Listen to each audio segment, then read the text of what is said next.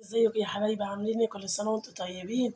بما اني صورت لكم فيديو من اول امبارح كده وانا كنت في الغيط كده وفي الارض ووريتكم البطاطس دي، بسم الله ما شاء الله اللهم بارك. هي مش كبيرة قوي يعني وكده، بس احنا على فكرة حماية زرعها. كانت البطاطس عندي مزرعة وحماية خدها زرعها في الغيط، بسم الله ما شاء الله طلعت لنا البطاطس دي يعني في اكبر من كده. فانا قلت بوضب الفطار دلوقتي وقلت هسلقها، هشوح منها جزء بسمنه بلدي كده بدقه بتوم، هوريكم هعملها ازاي. والجزء التاني يا حبايب قلبي هسلقها واحمرها عادي. بصوا اللهم بارك. انا هاخدها دلوقتي اغسلها، التونه اللي فيها طريه لسه عشان لسه مقلعينها. بصوا هنضفها حلو واغسلها واوريكم هنعمل فيها ايه. بصوا يا حبايب قلبي انا غسلتها اهو. بصوا هولع عليها تنسلها بقى ونشوفها بعد ما نسلقها هنعمل فيها ايه. بصوا يا حبايبي البطاطس عمالة تغلى اهي، شايفين؟ وعشان بسلقها في حلة ألمونيا ما تزرقش منه وأنا بسلقها. بصوا حاطة فيها قشرة ليمونة، مش نص ليمونة، كمان قشرة أنا عصراه ليمونة عصراه وحطاه، بيخليلك الحلة بيضة زي كأن مسلقتش فيها ولا تزرق منك ولا تبهدلك في الغسيل. بصوا لما تتسلق خالص كده سيبها لما تستوي خالص. بصوا لسه جامدة شوية، لما تقرب تستوي شويه احنا بنحط لها ميه وملح بس وقشره الليمونه دي عشان الحله ما تزرقش. اول ما تستوي شويه يا حبايب قلبي وتتظبط معايا هنوريكم نعمل فيها ايه. بصوا يا حبايبي البطاطس اتسلقت اهي، انا هقشرها بقى عشان اجهزها. انا جهزت لها التومه بتاعتها، دقين قرنين فلفل كده ب3 فصوص توم. انا عملتها امبارح للولاد عجبتهم، قالوا يا ماما اعملي لنا منها على طول. انا قلت اما اعملها معاكم برضه واوريكم الطريقه تستفادوا منها. بصوا هي مش محتاجة أصلا تتقشر، شوفوا بصوا لونها عامل ازاي. أنا غسلاها أصلا، بصوا غسلاها بالليفة دي، الليفة ما بغسلش بيها المواعين. كنت شارية كده رشاة بتاعت أطباق مع معالق كانت جاية فيها يعني غسلتها بيها. بصوا اللي هي مش مستاهلة أصلا تتقشر، بس أنا برضه هقشرها.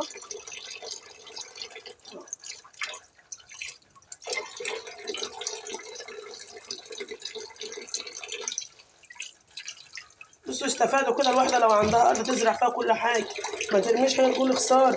خسارة والله العظيم. عارفة دول كان شوية بطاطس عندي مزرعين وكانت هرميهم، جه حماية قال لي يا بنت هتم نزرعوهم، خدهم زرعهم والله العظيم بسم الله ما شاء الله حلوين. البطاطس الكيلو ب5 جنيه وب6 جنيه، ومطلع لي حوالي 12 13 كيلو.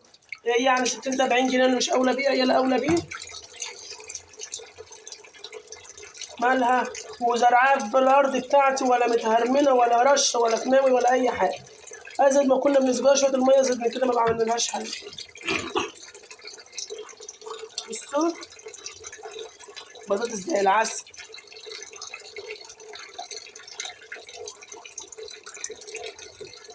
الكبيرة دي هنحمرها يا حبايبي، هقطعها 4 كده واحمرها في الزيت. والصغيرة اللي زي دي هقشرها واسيبها سليم. دي اللي هنعملها بالبصل بالثوم كده والسمنة البلدي يا حبايبي. يا ريت لو أول مرة تشوفوا قناتي تشتركوا فيها وتفعلوا زر الجرس وتكتبوا لنا كده بتابعونا من أنهي بلد يا حبايبي. كل سنة وانتم طيبين. بما إننا يعني البصل غالي والثوم غالي، للناس اللي بالنسبة لها عايزة تشتري الثوم رخيص والبصل رخيص تعملوا اضربوا ما تشتروش حاجة دلوقتي، والله لا يرخصوا كل حاجة. الناس عشان عارفين إن إحنا اليومين دول بنخزن فيهم البصل، اللي عنده شوية بصل بيغليه مع الناس. الناس لو ما اشترتش كل واحد هيلاقي الحاجة بتاعته قاعدة معاه مش هيعرف يبيعها، هيضطر يرخصها عشان الدنيا تمشي. احنا كل سنة كنا بنجيب ال5 كيلو ب10 جنيه وبصلة ناشفة. أول مرة تحصل كده يبقى البصل الكيلو ب15 جنيه وب10 جنيه وأخضر كمان يعني مش ناشف، يعني هيوزن عليك عرش كتير في الميزان. حرام يعني، حسوا بالناس شوية. كيلو التوم اللي كان ب 3 كيلو ب10 بيبيعوه الكيلو ب40 جنيه، ليه يعني؟ ما تفتروش على الناس عشان ربنا يكرمكم ويبارك لكم في ولادكم. اللي عنده حاجة يبيعها بما يرضي الله. والله يا حبيبي أنا كنت بزرع التوم كل سنة، السنة دي برضه زرعته بس ما نفعش عندي، لأن احنا زي ما قلت لكم ما برشش ولا بحط كيماوي ولا حاجة ولا بدور، يعني احنا بنزرع الحاجة ونعزلها نحط لها شوية المية بتوعها وخلاص. فعشان ما بنرشش قوي التوم عندي راسه دمت صغيرة ما كبرتش حلو، بس حلو. وبرده حاجة بتاعت البيت أنا زرعاها، شايفة أنا زرعاها ازاي مضمونة.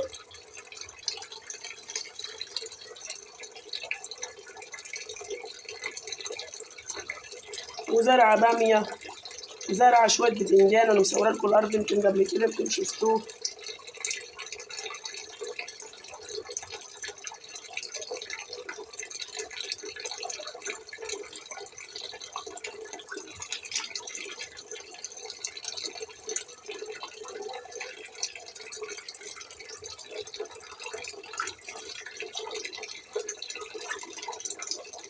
يا ريت كده تسيبوا لنا رأيكم في الكومنتات يا حبايبي وجربوها، واللي يجربها يقول لي كده ايه رأيك عاملة ايه. والله طعمها بيبقى تحفة كده، جربيها كده. وفري الزيت بما اننا الزيت غالي ومش عارفين نجلي ولا نعمل، مش هناكل يعني هنعمل ايه، نحاول نوفر بدرجتنا احنا. اه تقدري تعملها بشوية طماطم كده، تقلي قرنين فلفل وشوية زيت صغيرين وتنزل عليهم بفصين توم، وتيجي نازله عليهم بطماطمتين 3 مضروبين كده في الخلاط، وتكون انت مشوحه دبك البطاطس كده، او ممكن تحطها مسلوقه زي ما هي. في الطماطم دي بتبقى مسقعه البطاطس مسلوقه طعمها زي العسل. وهنوفر الزيت بقى.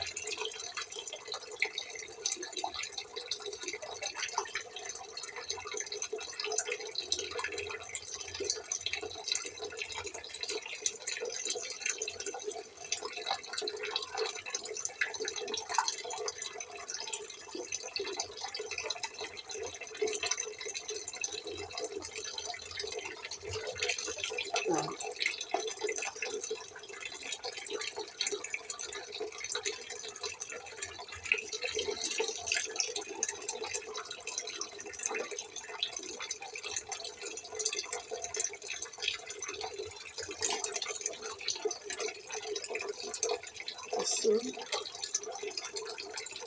نخلصها كده بقى عشان نحمرها.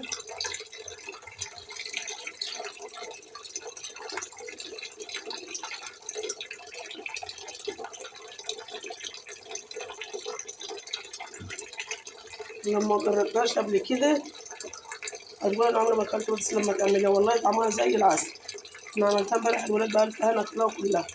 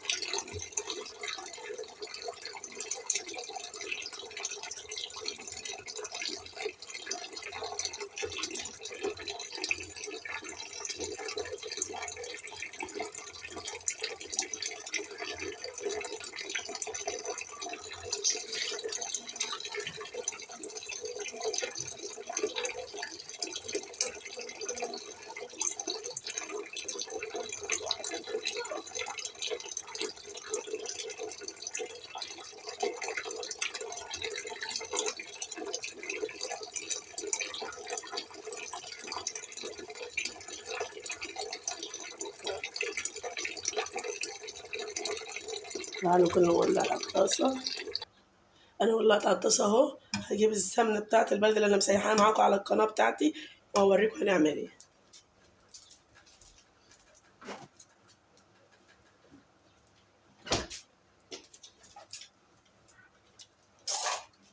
بصوا دي الزبده اللي انا مسيحاها معاكم اهي، السمنه يا حبايبي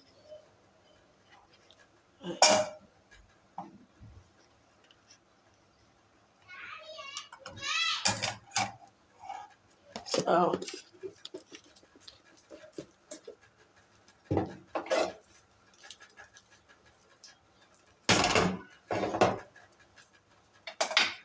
بصوا التوم اللي انا دقاها اهي، دقة قرنين فلفل اخضر ب3 فصوص توم بشويه كمون بشويه فلفل اسمر.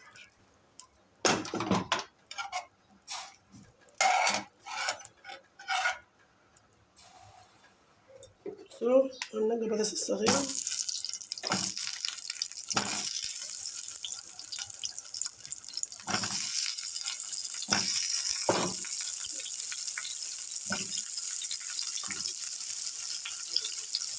ننقي البطاطس الصغيره كده.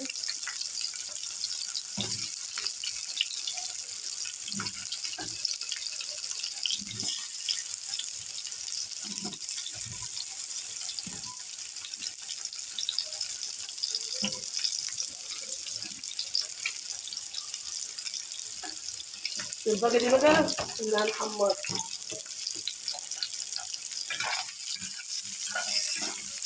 ما بنحطش الدجه بتاعتها لما تاخد لون يا حبايبي الاول، عشان ريحه السمنه كده بسم الله ما شاء الله زي العسل. بقى احنا واقفين كده نجيب سكينه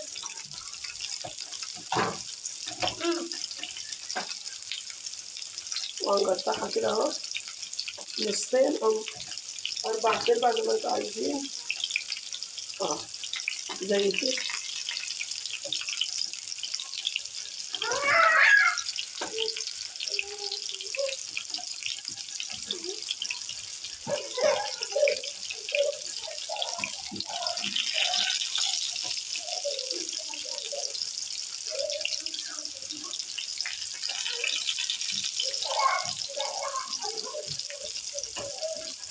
صغيره نصين كده.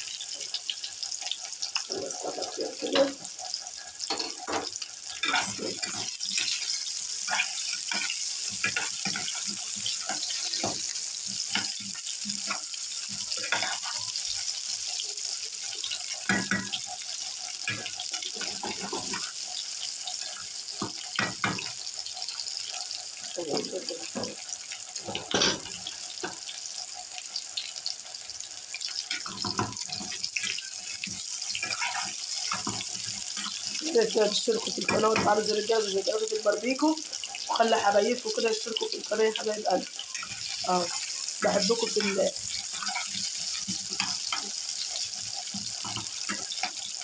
يا ريت لو وصلتوا عندنا تصلوا على النبي كده.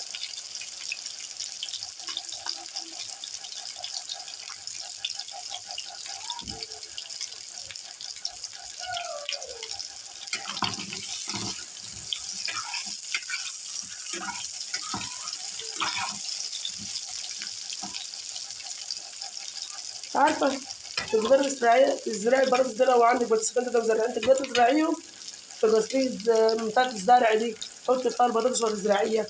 تقدري تزرعيها في جيركن ميه قديم عندك في البتاعك وتفيه. يعني بصي تقدري تستفادي منها تزرعي في اي حاجه. في ناس بتزرع في البلكونه طماطم وبني وبتاكل منها، وفي ناس بتزرع فوق السطوح. يعني استفادي لو عندك فوق السطوح عندك ازرعي فوقيه. والله انا شفت ست بتصور كده زرع البتنجان والكوسه وبص حتى البطيخ زرعها فوق السطح. استفادوا يا حبايب قلبي، دي كل حاجه غاليه عشان غلط التجار اللي احنا فيه ده احنا نحاول نعمل كل حاجه ان تبقى يكون عندنا في البيت متوفره، ان احنا ما نشتريش من التجار والغلا اللي هم بيعملوه فيه. الناس هتجيب منين؟ إيه؟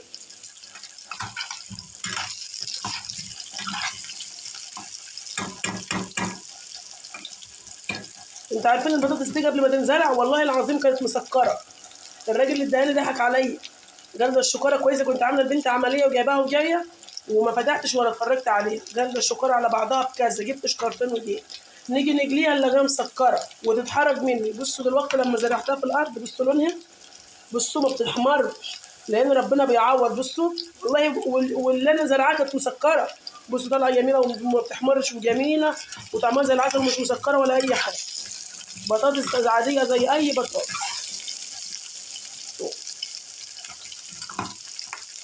انا هعمل النار شويه كده عشان تاخد لون. انا عماله مع سعيده حطها على النار مش هتاخد لون لانها ما بتحمرش، نوعها جميل.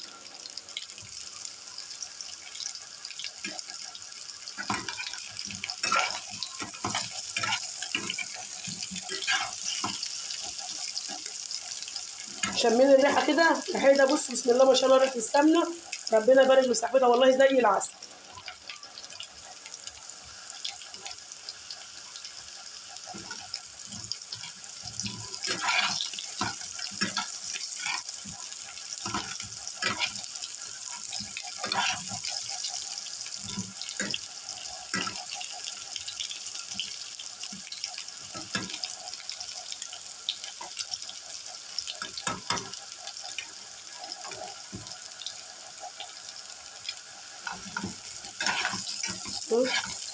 وانا هنزل كده بالبيضه بتاعتي.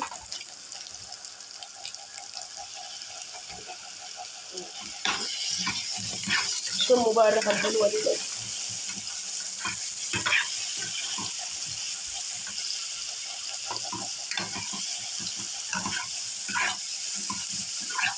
ريحتها مش قادره اقول لكم يعني ريحتها جمالها. بتشوح بقى شويه وبعد كده بقى بنطفي عليه.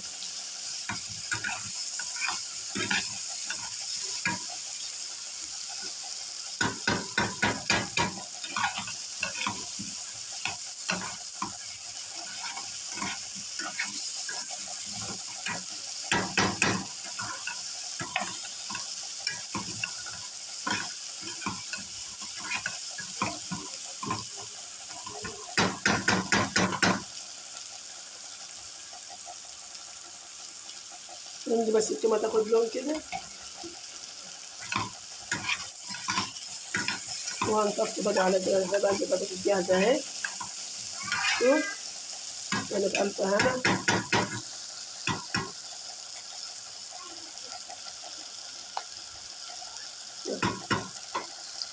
يا ريت تكتبوا لنا رايكم في الكومنتات يا حبايب قلبي.